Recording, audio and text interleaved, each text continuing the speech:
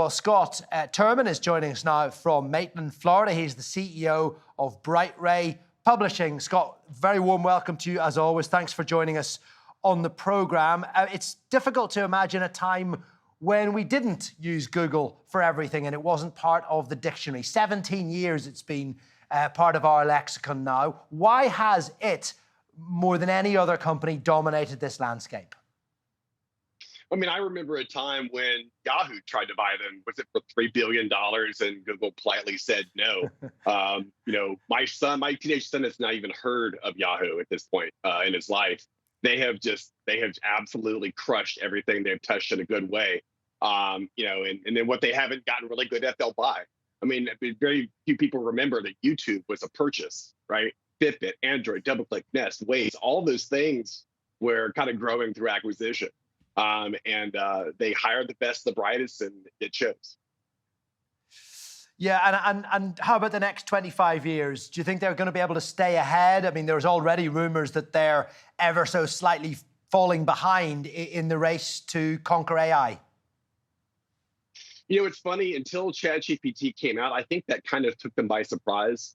I think they had a lot of this stuff already, not necessarily ready, but were developing it. And OpenAI kind of shocked them into kind of waking up. Never bet against Google.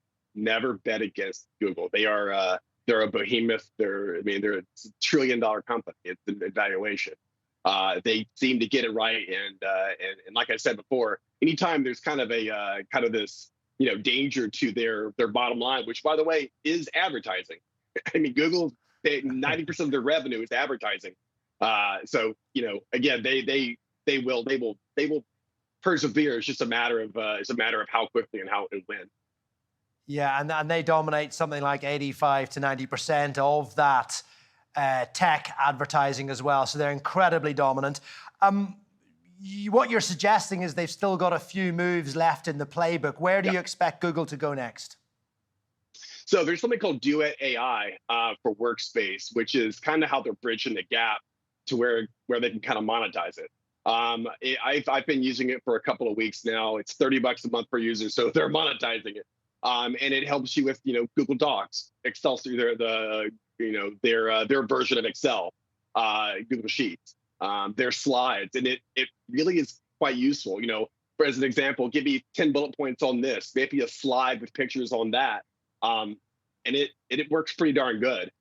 So they're definitely monetizing as quick as they possibly can, and I think they've been kind of searching for this, for a while. And it's clear they're making it happen now with Worksheet. And do you think that's the trend that's going to continue then, Scott? It does seem that charging for services is something that's happening more and more. Of course, we've all got used to Google being, in inverted commas, free. But do you think we're going to have to pay for these services more and more now? For sure. I mean, remember Gmail? Gmail is certainly free to the to the common person, right? But if you really want the really good stuff, the sheet, all the things that kind of mimics Microsoft Office, which is their kind of analog for Office, you're going to have to pay for it. And $30 a month for this new service, the AI services, it's pretty hefty. But I think they're getting it because it's good. It works. It actually makes you more productive. I could add it to a call now, and it'll actually give me a summary of the call's points. I mean, that's huge. And they're just going to kind of stick it anywhere they can find in their services, and yes, they will be charging for it. Scott, it's good to talk to you as always. Appreciate you coming on the NewsHour.